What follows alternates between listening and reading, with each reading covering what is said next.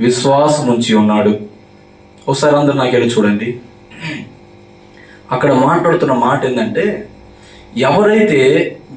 ఎవరైతే నీ మీద మనసు నిలుపుతారో వారిని నువ్వు పూర్ణ శాంతి గల వారిగా కాపాడుతావు.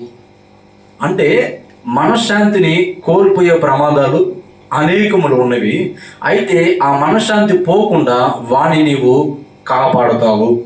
ఎందుకు ఆ వ్యక్తిని దేవుడు కాపాడుతాడు? ఎందుకు ఆ వ్యక్తి మనశ్శాంతి కోల్పోకుండా దేవుడు కాపాడుతాడు అంటే, అక్కడ రాయబడిన మాట ఏంటంటే, అనగా అతడు నీ యందు విశ్వాసం ఉంచి ఉన్నాడు కనుక ఆ విశ్వాసము చప్పునే ఆ వ్యక్తి జీవితంలో నీవు జరిగిస్తావు కదా. అవునా కదా? అయితే ఒక వ్యక్తి మనశ్శాంతిని అసలు ఎందుకు కోల్పోతున్నాడు అని కనుక మనం ఆలోచిస్తే, ఒక ఫ్యామిలీ చాలా చక్కగా బ్రతుకుతూ ఉంది. తినటానికి ఉండటానికి కొద్దివే లేదు, విస్తారంగా ఉంది. అక్కడ ఇంకెవరు ప్రజలు కూడా లేరు. వాళ్ళే తింటమే, అన్ని ఫలములన్నీ వాళ్ళు తినొచ్చు. వాళ్ళకి చాలా స్వేచ్ఛ ఇవ్వబడింది. అవునా? స్థలం అంతా వాళ్ళదే. ఇది నాది, ఇది నీది అనుకోవడానికి కూడా లేదు. అవునా కదా? అయితే ఇలా వాళ్ళ కుటుంబం సాగుతూ ఉంది, చాలా ప్రశాంతంగా ఉన్నారు. అయితే ఇక్కడికి దుష్టుడు ప్రవేశించాడు. ఎక్కడికి? మనశ్శాంతిగా ప్రశాంతంగా ఉన్న ఆ కుటుంబంలోనికి దుష్టుడు ప్రవేశించాడు. పోనీ భార్య భర్త అనుకోండి, ప్రశాంతంగా ఉంటున్నారు, అక్కడికి దుష్టుడు ప్రవేశించాడు. దుష్టుడు ప్రవేశించి ఏం చేశాడు తెలుసా? దేవునికి నచ్చని పని చేశారా వాళ్ళని ప్రేరేపించి, వాళ్ళ ద్వారా దేవుడు ఏదైతే చేయొద్దు అనే పని చెప్పాడో ఆ చేయొద్దు అన్నది వీళ్ళ ద్వారా జరిగేటట్లు వాడు ప్రేరేపించి జరిగించగానే ఏమైందయ్యా అంటే, వాళ్ళు అప్పటిదాకా మనశ్శాంతిగా ఉన్నారు, అప్పటి నుంచి మనశ్శాంతిని కోల్పోయారు. ఎవరు వాళ్ళు అంటే అవ్వ, ఆదాము. అప్పుడు దాకా ఆ పాపం చేయకముందు వాళ్ళు ఎంత ప్రశాంతంగా ఉన్నారు, ఎంత మనశ్శాంతిగా ఉన్నారు. వాళ్ళకి ఏదైనా తక్కువైందా? లేదు, సమస్తం వాళ్ళది ఇంకా తక్కువైదే ఉంది కదా. కానీ ఈ పాపం జరిగిన తర్వాత ఆ కుటుంబం పరిస్థితి ఎలా తయారైందో తెలుసా? అంటే దేవుడు చేయొద్దు అన్నది చేయటం వలన ఒక మనిషి మనశ్శాంతిని కోల్పోతాడు. ఇక్కడ కోల్పోయాడు. అంతటితో ఆగిపోయిందా అంటే ఆ కుటుంబం ఇంకా ఘోరమైన సంగతులే రుచి చూసింది. అన్నదమ్ములిద్దరూ కొట్టుకొని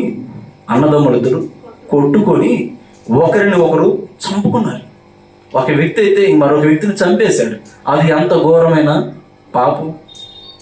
ఆ కుటుంబంలో మనశ్శాంతి ఉందంటారా? మనశ్శాంతి కోల్పోయారు. కారణం ఏంటి? దేవుడు చేయొద్దు అని చెప్పిన పని వాళ్ళు చేశారు. ఈరోజు ప్రతి మానవుడు కూడా ఎందుకని మనశ్శాంతిని కోల్పోతున్నాడు అంటే ఒకటే కారణం. ఏంటి ఆ కారణం? మనశ్శాంతిని కోల్పోవడానికి గల కారణం ఏంటి? అది సంగతి. ఏంటిది? దేవుడు చేయొద్దు అన్న పని ఒక మనిషి చేయటం వలన అతను మనశ్శాంతిని కోల్పోతూ ఉన్నాడు. అర్థమవుతుందా? ఏం చేయొద్దు అంటున్నాడు దేవుడు? ఎంతకి ఏం చేయొద్దు అంటున్నాడు అంటే పాపము చేయొద్దు అంటున్నాడు. ఇంకా పాపం అన్న ప్లేస్లో మీరు ఏం పెట్టుకుంటారు? పెట్టేసుకోండి. అంటే మీరు ఏమి చేసి మనశ్శాంతిని కోల్పోతున్నారో ఒకసారి మీరే ఆలోచించండి. సరేనా? ఒక వ్యక్తి అన్నాడు, ఖాళీగా ఉన్నవానికి ఖర్చు లేని ఆలోచనలు.